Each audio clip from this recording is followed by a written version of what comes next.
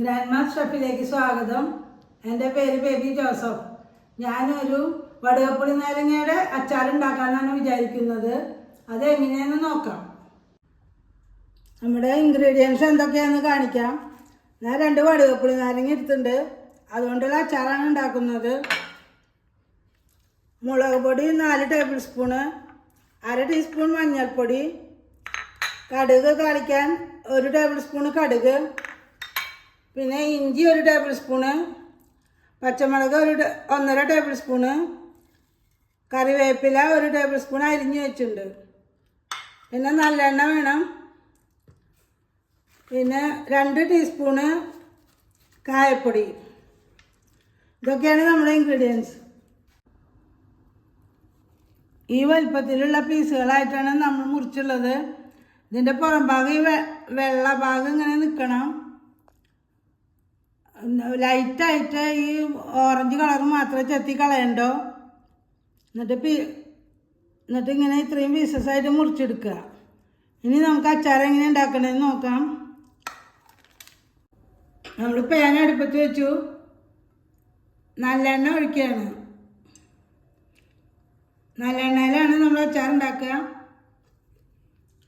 ഒരു 100 ഗ്രാം നല്ലെണ്ണ ഒഴിച്ചു. ഇനി ചൂടാവട്ടെ.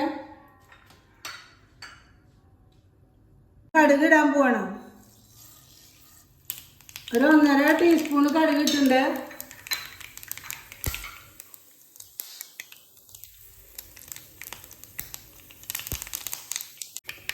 കടുക് പൊട്ടി കഴിഞ്ഞു.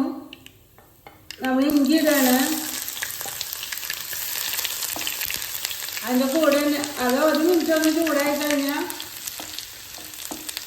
നമ്മൾ പച്ചമുളക് ഇടുന്നു.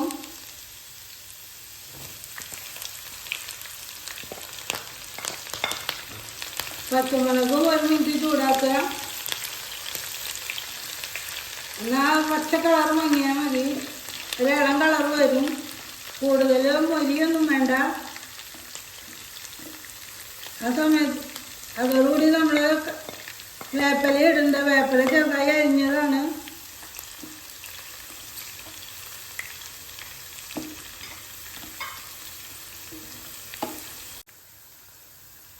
ഇനി നമ്മൾ എടുത്ത് വെച്ച ചുവന്നമുളക് ഇടുന്നു.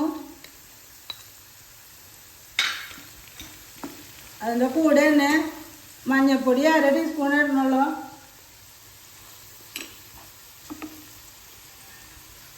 അതിൻ്റെ കൂട്ടത്തിൽ ഞാൻ 2 ടേബിൾ സ്പൂണ് കായപ്പൊടി എടുത്ത് വെച്ചിട്ടുണ്ട്. കായപ്പൊടി പ്ലേറ്റിൽ ഒട്ടി പിടിക്കും. അത് കാരണം പേപ്പറിൽ എടുത്ത് വെച്ചത്.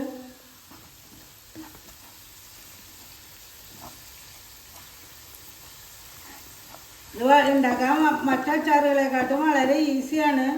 ഇനി നമുക്ക് ഇതിലേക്ക് വേണ്ട ഉപ്പിടാം. ഇതിൽ ഞാൻ പ്രത്യേകിച്ച് നമ്മുടെ മാങ്ങാച്ചാറിനൊക്കെ അപേക്ഷിച്ച് ഇതിൽ വെളുത്തുള്ളിയാണ് ചേർക്കാത്തത്.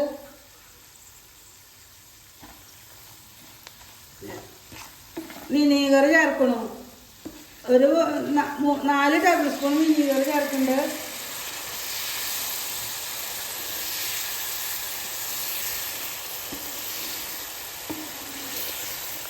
വിനീഗർ തിളച്ചു.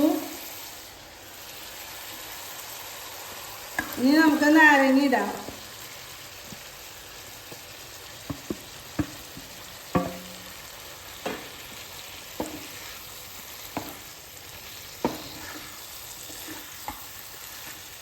നമ്മുടെ മലയാളികൾ ഓണത്തിനൊക്കെ ഉണ്ടാക്കുന്ന ഒരു വിഭവമാണിത്.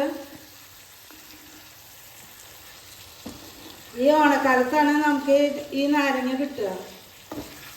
അതുകൊണ്ട് പ്രത്യേകിച്ച് ഓണസദ്യയിലൊക്കെ ഈ വടുകപ്പുളി നാരങ്ങയാണ് ഉപയോഗിക്കുക.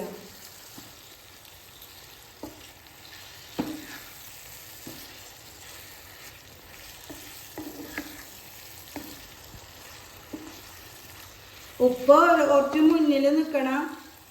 അപ്പോൾ നാരങ്ങയിലൊക്കെ പിടിച്ച് കഴിയുമ്പോൾ ഉപ്പുണ്ടാവുള്ളൂ. ഇനി അധികം നേരം തിളപ്പിക്കണ്ട.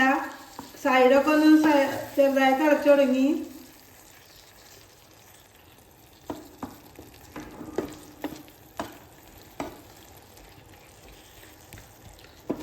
സൈഡ് തിളച്ച് വന്നാൽ നമ്മൾ ഈ നാരങ്ങ ഓഫ് ചെയ്യാണ്. അവിടെ സ്വാദിഷ്ടമായ വടുകപ്പുളി അച്ചാർ റെഡിയായി.